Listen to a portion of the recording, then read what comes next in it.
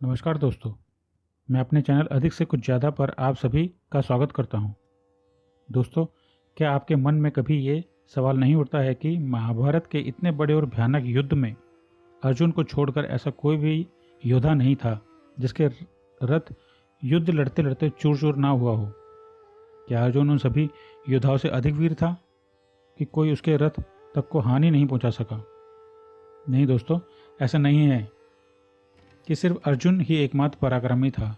अर्जुन से भी अधिक पराक्रमी मौजूद थे इस युद्ध में। यह एक धर्मयुद्ध था और अर्जुन धर्म की लड़ाई लड़ रहा था।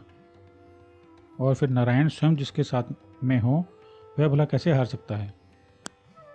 और रही बात अर्जुन के रथ की, तो दोस्तों यह भी एक दिलचस्प कथा है और यह आज का हमारा टॉपिक भी है कि महाभारत के युद्ध में अर्जुन का रथ सही सलामत कैसे रहा और क्या वह अंत तक उसके साथ रहा।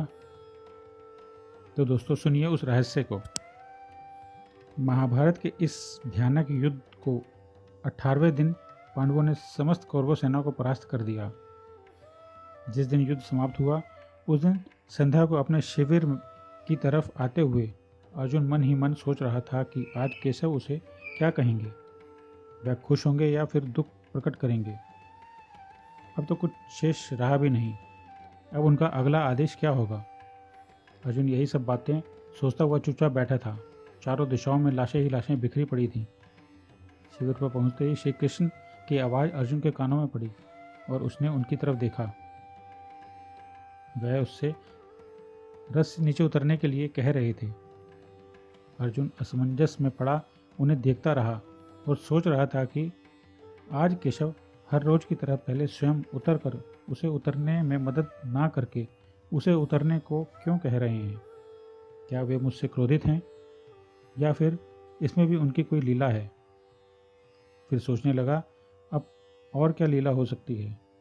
पूरे युद्ध में उनके हर आदेश को मानकर आज विजय उनके हिस्से में आई है, परंतु अब तो युद्ध भी समाप्त हो चुका है। और फिर अब इन सभी सवालों को सोचते हुए वह एकटक भगवान श्री कृष्ण को देखे जा रहा था। श्री कृष्ण जी ने उसकी मनोदशा को समझते हुए मुस्कुरा कर अर्जुन से फिर कहा, हे पार्थ, अपना गांडीव संभालो और रथ से नीचे उतरो। तुम्हारे सभी प्रश्नों का उत्तर तुम्हें नीचे पहुंचकर ही मिलेगा। तब अर्जुन ने अपना धनुष उठाया और नीचे उतरने लगा। जैसे ही अर्जुन नीचे उतरा तब एक तीव्र आवाज हुई। अर्जुन ने ऊपर की तरफ देखा तो ऊपर रथ की पताका पे विराजमान परमवीर महाबली हनुमान जी प्रभु श्री कृष्ण के सामने हाथ जोड़कर श्री कृष्ण जी से जाने की इजाज़त ले रहे हैं। और उनसे इजाज़त मिलते ही वह तीव्र गति से आकाश में अंतर्ध्यान हो गए। अर्जुन ने उन्हें नमस्कार किया। वह श्री कृष्ण जी की ओर देखने लगा।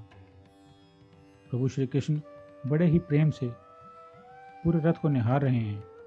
वह बड़े ही प्रेम से घोड़ों को सहला थपथपा रहे हैं। इस सब के पश्चात श्री कृष्ण जी भी रथ से नीचे उतर गए। उनके रथ से उतरते ही तीव्र अग्नि से पूरा रथ घिर गया। वह देखते ही देखते अश्व सहित पूरा रथ पल भर में राख हो गया। यह दृश्य देखकर अर्जुन स्तब्ध रह गए। वह श्री कृष्ण के चरणों में हाथ जोड़कर बैठ गया और बोला, हे केशव, ये क्या? मेरा ये दिव्य विजयी रथ जिसे पूरे युद्ध में किसी भी महारथी का एक बाण तक छू भी नहीं सका, वह अचानक ऐसे कैसे नष्ट हो गया? मुझसे ऐसा क्या अपराध हुआ केशव कि मैं अपने इस विजयी रथ को ऐसे खो बैठा? उसकी ये बात सुनकर श्री कृष्ण जी ने बड़े ही प्यार से उसे उठाया और उसे बोले, हे पार्थ, तुम व्यर्थ ही आत्मग्लानि में मत पड़ो। इससे तुम्हारा कोई अपराध नहीं है। हे धनुर्धारी, हे पार्थ, तुम्हारा ये युद्ध एक ऐसी सेना से था जिसमें भीष्म पितामह, गुरु द्रोणाचार्य, गुरु कृपाचार्य, अंगराज कर्ण, अश्वत्थामा, दुर्योधन व और भी कई वीर थे जो दिव्य अस्त्रों से युद्ध कर रहे थे। हर कोई अकेला ही इंद्र को परास्त करने की शक्ति रखता था। हे पार्थ, तुम्हारे रथ की ध्वजा पर विराजमान महाबली हनुमान जी तुम्हारी रक्षा कर रहे थे और मैं स्वयं तुम्हारा सारथी बनकर तुम्हारे रथ की रक्षा कर रहा था। श्री कृष्ण जी बोले, हे पार्थ, अगर हम ना होते तो इस युद्ध में उन सभी शूरवीरों के दिव्य अस्त्रों से तुम्हारा रथ सहस्त्रों बार खंड खंड हो चुका होता।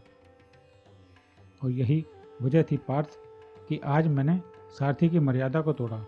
नियमानुसार रथ से पहले सारथी उतरता है और फिर वही अपने रथी को सहायता करता है रथ से उतरने में, परंतु आज मैंने पहले तुम्हें उतरने को कहा, और वो इसलिए कि अगर तुमसे पहले मैं उतरता तब तो तुम्हें उतरने तक का भी समय ना मिलता और तुम भी रथ के साथ ही उन दिव्य अस्त्रों की प्रचंड अग्नि से नहा जाते। यह सुनकर अर्जुन को समझ आया कि जो वह सोच रहा था वह उसकी भूल थी।